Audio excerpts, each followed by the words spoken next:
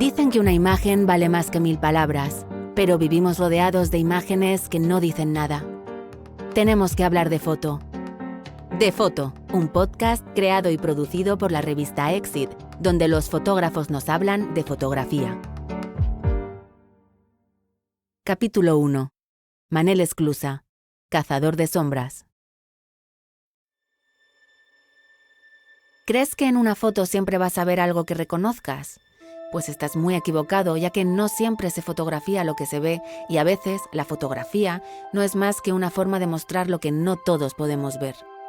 Ese es el trabajo que Manel Esclusa viene haciendo durante toda su vida. Porque la fotografía no siempre es una imagen de otros, del mundo que nos rodea. A veces habla de algo profundo y oscuro, de algo invisible al ojo. A veces la fotografía no es apretar un botón y ¡zas! Ya está. Hay veces que hacer unas fotos ocupa meses, incluso años. Para una de sus series, Manel Esclusa estuvo visitando el mismo lugar durante 4 meses, cada noche, más de 120 noches seguidas. Después, durante otros tantos meses, realizaría las fotos. Ese lugar era el puerto de Barcelona, pero lo que muestran sus imágenes no son el puerto de Barcelona, sino un mundo desconocido. Hay fotógrafos que no solo documentan, también generan sensaciones que transforman lo que vamos a ver. Esclusa lleva 50 años experimentando con la luz y la sombra, con la oscuridad, con lo que no se ve, con lo que está oculto. Su experimentación, tan callada y oculta como sus obras, ha sido esencial en la fotografía española. Fotógrafo desde siempre, hijo de fotógrafo, su mundo ha sido la fotografía, y desde las grandes máquinas históricas hasta el teléfono móvil, sus fotografías son testigos de la evolución fotográfica.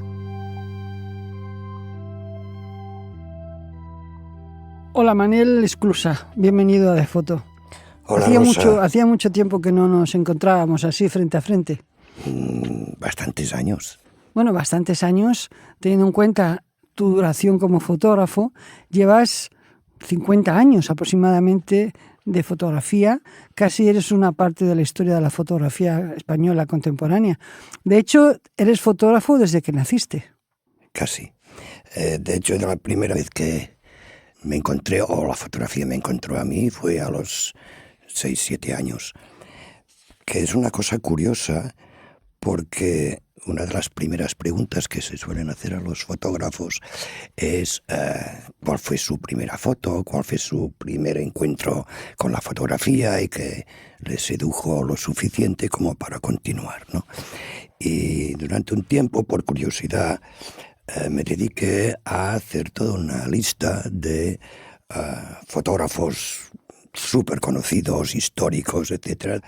Y es curioso, por ejemplo, pues que Minor White empezó a los 6 años, Saul Leiter a los 12 años, Ricard Terré a los 15, que se construyó su propia cámara, L'Artiga a los 7 años, Francesc Català-Roca a los 7 años, es decir, una gran mayoría de fotógrafos que descubren la fotografía en su infancia, y que les marca para siempre. Claro, si ahora a los fotógrafos de última generación le preguntas, o próximas generaciones, ¿no? Le preguntas, ¿cuál fue tu primer encuentro con la fotografía? La mayoría decir, desde los 2 años, 3 años, porque todos ya tienen su móvil. Es decir, ahora es mucho más fácil establecer un contacto directo con la fotografía. Sin embargo, yo creo que las generaciones más actuales no tienen el mismo concepto de lo que es la fotografía. No.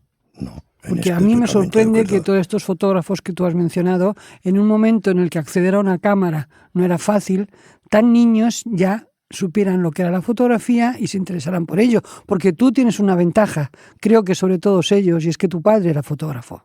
Sí. Bueno, y el padre de Francesc Català-Roca también. Y Minor White, la cámara se la dejó su abuelo. Es decir, yo creo que siempre hay alguien en el entorno familiar que establece pues esta relación tan directa de tener su primera cámara o descubrir. Yo creo que primero descubrí el laboratorio fotográfico antes que la cámara. La cámara la veía como un juguete, más que nada.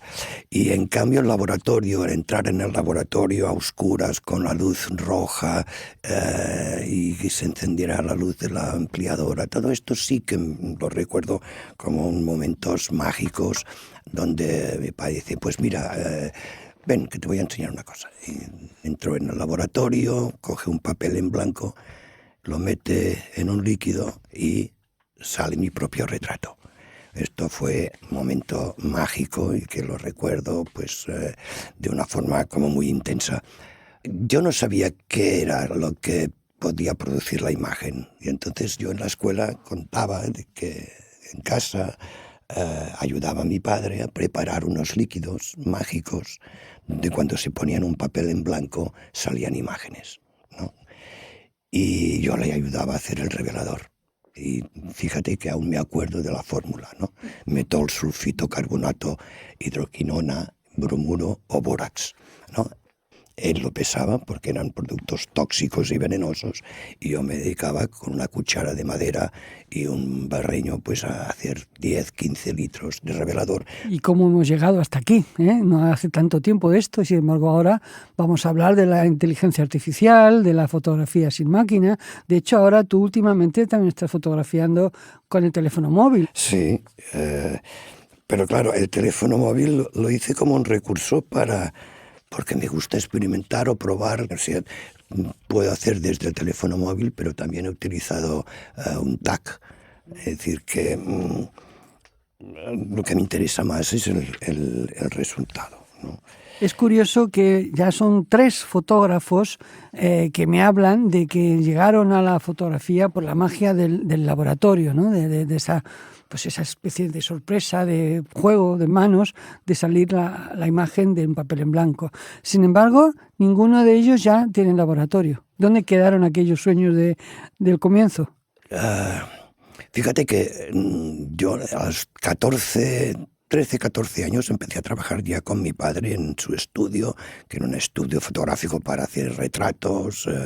Después también hacíamos lo que se llamaba en aquella época fotografía mural, ¿no? Que era un gran formato para decoración o lo que fuera en aquel momento. Y una de las cosas que hacíamos era revelar para los fotógrafos aficionados. Entonces yo aprendí a revelando un promedio, yo calculo, de unas 200, 300 fotos diarias a un formato de 7x10 o 9x12. A ojímetro, es decir, no existían automatismos para determinar el tiempo de exposición y tú tenías que escoger en función del negativo si era el papel le correspondía normal, suave, duro, extra suave, especial, es decir, todas estas gradaciones de papel que permitían corregir lo que el negativo estaba más o menos correcto. Y todo esto lo tenías que hacer de una forma instantánea, porque era batalla. Claro, pues positivar 200 o 300 fotos diarias durante años. Es evidente que tienes una práctica en el laboratorio, pero que no es lo mismo que cuando tú estás en el laboratorio para positivar tus fotos. Y ahí sí que yo disfrutaba muchísimo. Y como trabajaba de día, para hacer mis fotos, mis primeras fotos, lo hacía de noche. Claro, ahora lo entiendo todo. Y por la noche era cuando yo podía hacer las fotos que había empezado a realizar, pensando que estas imágenes podían corresponder exactamente igual a lo que hacían mis amigos, compañeros, pintores o escultores haciendo su obra. Y era cuando yo me planteaba que la fotografía también podía formar parte del mundo del arte. ¿Qué ha quedado de toda esa escuela, de todo ese conocimiento fotográfico en tu obra y qué ha quedado en la fotografía en general, hasta esas alturas de hoy? Yo creo que lo que ha quedado es una experiencia en el proceso de revelado, positivado, que es igual que sea químico que sea digital. Yo cuando empiezo a trabajar con lo digital aplico los mismos criterios que aplicaba con lo que yo conocía en el laboratorio. Hemos hablado alguna vez de que la llegada del Photoshop nunca te resultó tan drástica porque ya tu padre retocaba las imágenes con un pincel. Sí, claro. Uno de los aprendizajes era que lo de los retratos, habían dos opciones. Una era fotografía directa, con todas las imperfecciones, entre comillas, que podía tener cada uno en el rostro, o fotografía retocada. Y entonces la gente siempre escogía fotografía retocada. Entonces tenías que retocarlo, incluso con negativos de 35 milímetros, con una lupa, y la parte de la emulsión del negativo poníamos un barniz que se llamaba metolaína, que era un mordiente para que la lámina del lápiz quedara, pues funcionara, ¿no? Y entonces, como en negativo granos, arrugas es en blanco, permitía que con el lápiz ir haciendo puntitos imitando el poro de la piel para ir tapando todas estas imperfecciones. ¿Qué es lo que se hace con Photoshop? Claro, cuando empezó a salir Photoshop y decían, no, porque claro, el Photoshop manipula. Bueno, solamente hay que ver las fotografías de promoción de los artistas de Hollywood de los años 30 y 40, que están todos retocados. Esto es un poco lo que yo, después de hablar con todos vosotros, me queda, ¿no? Que las nuevas tecnologías, por supuesto, facilitan, mejoran, pero que en el fondo cambian las formas, el tiempo, pero el sustrato, el contenido, la razón de este retoque, de esta saturación, de alguna manera es permanente en la imagen fotográfica. Yo creo que sí. Me acuerdo cuando hacíamos fotografías de carnet de identidad. En Vic, pues no había comisaría policía como para hacer la expedición de carnet de identidad. Venían una vez cada X años y entonces toda la gente que tenía que renovar la carnet de identidad tenía que hacer cola para hacerlo, ¿no? Venían, se estaban una semana o unos días y se iban. Entonces esto provocaba que de golpe en los estudios fotográficos hubiese colas de gente para hacerse el carnet. Claro, decías un carnet de identidad donde tenías que ser la descripción del rostro, pero lo retocabas, lo manipulabas, ¿no? No era el auténtico, no era, digamos, la forma más directa de reconocimiento. Es curioso que tú has hecho a lo largo de todo este tiempo todo tipo de foto. Has hecho reportaje, has hecho moda, que es una cosa que me llamó la atención, Sí. pero sin embargo tu obra ha ido por la noche, por la oscuridad y por la luz. Yo siempre he procurado que hubiese una cierta, no sé si sería independencia entre la fotografía aplicada o la fotografía, digamos, libre. Me gusta decir la fotografía libre, que tú puedes escoger el tema, tú te lo autoencargas, tú lo realizas y no tienes que dar explicaciones a nadie del resultado. Yo he hecho, si fuera más o menos cronológico, o sea, he hecho fotos de bodas y bautizos, he fotos de carnet de identidad, de retratos, fotografía industrial. Después, cuando vine a Barcelona, empecé a hacer fotografía médica en un hospital, fotografías de medio reportaje cuando trabajaba para Ajo Blanco, después fotografía de moda, porque fue una casualidad que vino y dije, bueno, esto no lo he hecho nunca, me lo propusieron, lo probé, funcionó y durante 15 años más o menos me dediqué también a fotografía de moda. Y cuando decía esto de buscar una separación entre fotografía aplicada y fotografía propia, es también que a veces era lo contrario, ¿no? Es decir, aquello que descubría en fotografía personal intentaba aplicarlo a la fotografía de moda, por ejemplo, ¿no? A ver qué pasaba. Y una se nutría un poco del otro. Es decir, siempre me ha gustado investigar o descubrir qué me podía proporcionar la fotografía, de darme una visión de la realidad y construir otra realidad.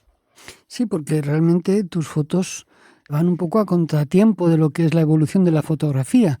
No trabajas con la documentación de los hechos, con las noticias, con la actualidad, no trabajas con el cuerpo, trabajas con la luz y con la sombra, sobre todo. Con estos grandes volúmenes de sombras, pienso en Naus, trabajar en la fotografía con aspectos que no se ven a primera vista, eso define mucho un trabajo. Tú decías antes que trabajabas de noche porque de día hacías las fotos de otros, ¿no? De alguna manera para mí esto ha sido como una iluminación, porque efectivamente toda tu obra se basa en la luz y en la oscuridad. Sí, que sería lo más básico de lo que es la fotografía, la luz y la oscuridad.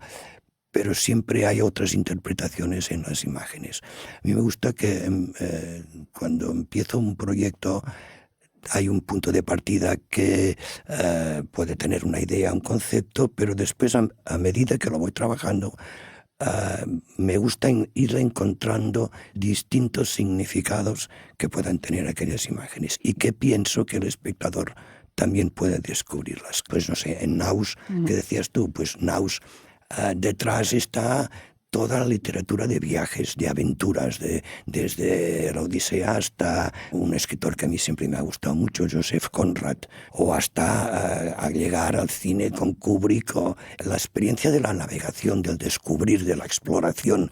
Pero en Naus los barcos están quietos, están anclados en el hospital donde los están reparando, que es el dique seco, y parecen seres vivos, pero seres vivos que a la vez el único movimiento que tienen es el agua que les produce este movimiento.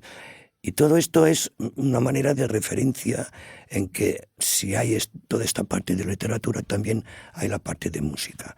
Y la música es qué música escucho mientras estoy haciendo Naus, ópera. Y en cambio, cuando expongo Naus, lo que he hecho es grabar los sonidos que se producen en el puerto, producidos por los propios barcos. El sonido que produce las planchas de acero con los neumáticos de goma que sirven para protegerlo. Y este roce produce un sonido que es muy parecido al sonido de las orcas o de los delfines. Y cuando hago la exposición por primera vez, estamos hablando de los años 80, donde cada 3-4 metros hay un cassette que reproduce un sonido distinto, de forma que cuando el espectador va visionando las imágenes, él mismo es el que va descubriendo los sonidos que aparecen en un lugar y vuelve a aparecer en otro y van desapareciendo. Pero lo de Naus creo que marcó un antes y un después en tu trabajo. Y además lo que me estás contando del sonido es muy curioso porque te presento y hablo contigo como si fueras el fotógrafo realmente que defiende más una tradición, aunque ya por supuesto trabajas con digital y con teléfonos móviles y con todo esto, pero el mensaje que tú sigues emitiendo es un mensaje romántico, dijéramos neoclásico, ¿no? De sentimientos, De algo emociones, intangible, de emoción, de sueños, sí. de memorias, pero de memorias líricas de alguna manera, como tú hablabas de lo de Naus, que son como grandes barcos varados, grandes monstruos que respiran, aunque estén quietos, ¿no? Pero sin embargo es curioso que lo del sonido, ¿no? Como en un tiempo que era muy poco habitual, incluso en las performances, que el sonido estuviera integrado. Sí.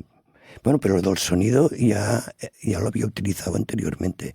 O sea, en Silepsis, bueno, esto es un poco de historia, pero yo a los 20 y tantos años decido de que la fotografía puede ser una forma de expresión como otra que puede haber en el mundo del arte y decido que voy a dedicarme a esto. Y se lo planteo a mi padre que me quiero dedicar a esto. Y mi padre dice, pero si en España esto no existe, ¿cómo vas a dedicarte a esto? Y yo creo en esto y voy a hacer lo que sea para hacer esto.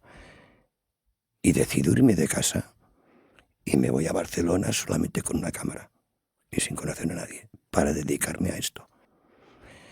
Cuando empiezo a hacer las fotos de Silepsis, yo quiero hacer las fotos con gran formato. Fotos de 3 metros y pico por 2 metros. Y planteo en la Galería Spectrum de hacer esta exposición y pintar toda la galería de negro. Pintamos toda la galería de negro, las fotos a gran formato y puse música y curiosamente otra vez se repite música de los sonidos, en este caso auténticos, de orcas, delfines, etc. Para hacer esta exposición pedí un crédito que lo estuve pagando durante años y trabajando para pagar una exposición que no se vendió ni una foto. Luego dicen que los fotógrafos no son artistas, tú eres un romántico. Total, en este aspecto total. Es decir, pero yo tenía claro que me quería dedicar a esto y continúo teniendo muy claro que lo mío es hacer las fotos. Y de lo que disfruto yo en mi vida es hacer las fotos. Desde el inicio, desde la idea, el desarrollo, Y una vez ya están hechas las fotos, que ya son visibles, aquí es cuando empieza otro mundo, que es cómo lo muestras, dónde... Pero esto ya no me interesa tanto. Hay que hacerlo porque si no, digo, si yo, es decir, si expongo y puedo vender una foto, esta foto es la que me permite poder continuar haciendo más fotos. Y la fotografía me ha hecho muy feliz. ¿Es cierto que para hacer Naus estuviste 4 meses yendo todas las noches al puerto antes de empezar a tomar fotos? Sí, porque como ya empezaba a dar clases, me interesaba sentir en propia piel distintas formas de procesos de creación. Entonces decías, bueno, si en fotografía siempre es lo directo, lo inmediato, con la cámara siempre encima, ¿qué pasaría si primero me impregnara de todos los estímulos posibles del lugar donde yo voy a hacer las fotos? Y descubrí, por ejemplo, que hacer las fotos en verano pues no me apetece tanto como hacer las fotos en invierno. Me gusta más temperaturas duras, frías, humedad. Todo esto permite que las fotos sean de otra forma. Naus no se podría haber hecho en pleno verano. Se tenía que hacer en pleno invierno, con lluvia, con frío, con humedad. Con niebla. Con niebla. Y todo esto, tú te impregnas de esto para que tu visión sea otra cosa. Y esto me lleva a otra serie, hace muchos años que la expuse, Cazadores de Sombras. Y es un poco lo mismo que me hablas de Naus, tú ahora vives en el campo, y has ido buscando cómo sacar la sombra de los árboles, que por lógica natural no proyectan sombra, No son porque no hay perceptibles, sitio donde la sí. sombra pueda verse. Sin embargo, tú has conseguido, pues con papeles, con imagino que muchísima paciencia, hacer la sombra de estos árboles. Y además es una foto que es a color, aunque se respira como una foto en blanco y negro también. Hay fotos en color y fotos en blanco y negro, sí, porque la sombra, aunque el paisaje sea en color, la sombra continúa siendo en blanco y negro. Una de las cosas que a mí siempre me ha gustado, y más desde que existe Internet, me gusta investigar qué hay antes de esto. Es decir, de dónde vengo sin saberlo. Y entonces busco, en este caso, por ejemplo, pues sería qué otros fotógrafos han utilizado la sombra como proyección en una superficie. Y entonces te das cuenta que Manuel Álvarez Bravo ya tiene una foto que es unos lienzos, no sé si son unas sábanas, donde se proyectan unas sombras de unos árboles. Es decir, no ha inventado nada. Pero creo que es importante saber de dónde vienes, aunque no lo sepas. Y hay que investigar. ¿Y qué otros fotógrafos han trabajado la sombra? En el Jardín de Humus me pasó exactamente lo mismo, ¿no? Es decir, ahora ya sé que hay otros, y siempre sé que hay fotógrafos que antes que yo ha hecho la misma foto. Pero quizás Manuel Álvarez Bravo hizo una sola foto y yo he desarrollado todo un trabajo, sin saberlo, pero he desarrollado todo un trabajo pensando en la sombra. Me gusta, por eso trabajo en series, de exprimir y plantearme hasta dónde soy capaz de llegar sobre un tema. Con una sola foto sería suficiente, pero yo quiero hacer 20 o 25 para saber si estas 20, 25, cada una independientemente, serían válidas. Tendrían el nivel que yo exijo. Al final de la historia nadie inventa nada, todo se va inventando poco a poco, pero lo que sí que es cierto es que tu obra, que insisto, tiene unas apariencias engañosas de tradición, de conservadurismo, de fotografía clásica, sin embargo tú eres uno de los fotógrafos más experimentales, pero también fui testigo de los semilleros para el Jardín de Humus. Háblame de los semilleros de imagen. Bueno, el Jardín de Humus sale inicialmente, fíjate, de un accidente que sucede bastante a los fotógrafos, que es una inundación de su estudio. Y en esta inundación se destruyen miles de negativos, porque entre la inundación y el descubrimiento de esta inundación han transcurrido una semana. Y cuando estoy intentando recuperar los negativos mojados, ya secos, descubro que hay unas diapositivas donde el agua actúa de una forma que ha provocado que la emulsión pues se haya diluido, se hayan mezclado los pigmentos.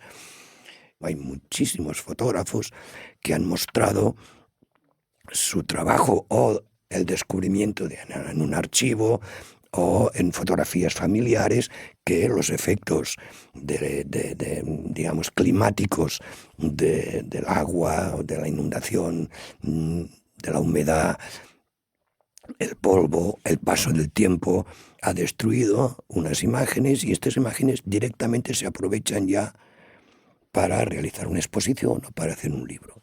Es decir, el azar es el que crea unas imágenes que el fotógrafo consciente las utiliza directamente. Y yo me planteo lo contrario, desde una perspectiva, digamos, científica. Es decir, tengo una respuesta y ahora hay que buscar la pregunta. Tengo la respuesta. ¿Ha pasado esto? ¿Cómo sucede esto? Pues a través del agua. Vale, pues voy a reproducir todo el proceso para llegar al mismo resultado, pero más o menos controlado por mí. Y entonces empezó a germinar diapositivas en color, con agua, con trapos, con papel, con suciedad, con agua, con gas, con cloro, con todo tipo de aguas, para ver cómo reaccionan cada una. Pero claro, también me planteo qué imágenes tienen que ser. Son imágenes también escogidas al azar o imágenes pensadas para esto. Y entonces, como el proceso es de destrucción por hongos, lo vinculo con el humus, que es el que nutre la naturaleza. Entonces digo, vale, pues el humus que nutre la naturaleza, voy a hacer imágenes de esta naturaleza. Pero como yo la quiero controlar, este humus, en vez de hacer imágenes de la naturaleza, voy a hacer imágenes de jardines, que es la diferencia entre lo natural y lo cultural, ¿no? La ambición del ser humano de controlar y dominar la naturaleza se transforma en un jardín. Vale, pues yo voy a hacer fotos de jardines y los voy a poner en germinación con agua para que actúe y a la vez destruya y modifique, transforme la emulsión. Hasta ahí sería el jardí del humus. Pero también alrededor pasan otras cosas, como que coinciden en el momento en que paso del analógico al digital. Empiezo a hacer unas imágenes con diapositivas, con un proceso analógico, pero esto acaba escaneado y impreso digitalmente. Hay una transición en el proceso de creación de las imágenes que corresponden también al proceso propio de cambiar o decidir, en cierta forma, abandonar lo químico, lo analógico, para continuar con lo digital o numérico. Y esto sería el jardí d'humus. Pero también hay otra cosa, que es el paso, o al menos la consideración, que en fotografía, en sus inicios, también empezaba intentando imitar la pintura, ¿no? Con todos los fotógrafos pictorialistas, etc. Y entonces yo lo que me planteo es decir, bueno, pues en realidad lo que estoy haciendo es que a través del agua diluyo los pigmentos, y estos pigmentos, al mezclarse y cambiar de formas, no deja de ser pintura. Entonces es fotografía y pintura a la vez. Es matérico. El resultado final son acuarelas. Exacto, porque son pigmentos diluidos con agua. Entonces, cuando empecé a interesarme por esto y darme cuenta de que hay muchos fotógrafos que han utilizado el accidente, etc., entonces descubro que hay un personaje muy especial, que es Augusto Strindberg, el dramaturgo sueco, ¿no? Que este es un personaje impresionante porque fue pintor, fotógrafo, alquimista, escritor, y le interesó durante una cierta época la fotografía. Y él lo que hacía era emulsionar papel, ¿no? Y esta emulsión la exponía de noche al cielo, sin cámara, sin óptica, o sea, como si fuera un fotograma, ¿no? Lo que el resultado la mañana siguiente era que por la suciedad, por la propia emulsión, pues había creado pues unas formas o puntos blancos del polvo que parecían estrellas, y entonces el resultado era como si realmente hubiese hecho fotografías del cielo. Y esto lo llamaba celestografías.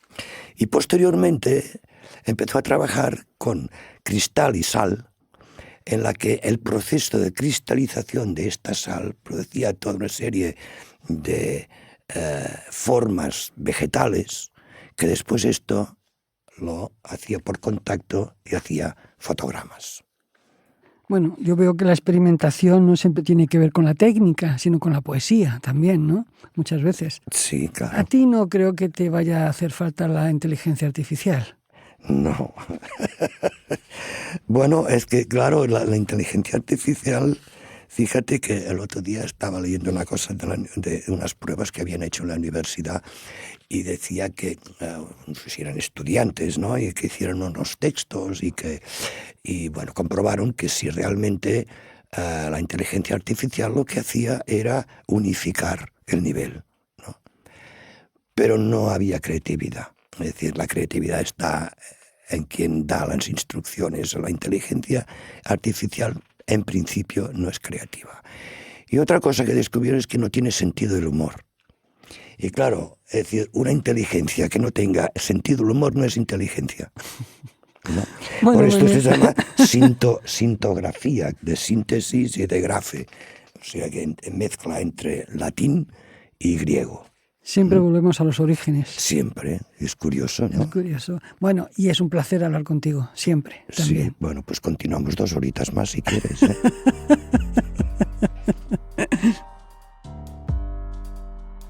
De Foto es un podcast creado y producido por Exit Imagen y Cultura. Escrito y narrado por Rosa Olivares con la colaboración de las voces de Rita López y Alejandro Quilón Gascón. Edición y dirección, Clara López. Guión y coordinación, Pablo Lara y Rosa Olivares. Música original, Miguel Lara. Diseño gráfico, Álvaro Pérez. Estudio de grabación y postproducción, Eva Tecnison. Puedes escuchar todos los capítulos en nuestra web, exitmedia.net, y en las plataformas Spotify, Apple Podcasts e iVoox. Este podcast ha recibido una ayuda del Ministerio de Cultura y de los fondos Next Generation de la Unión Europea.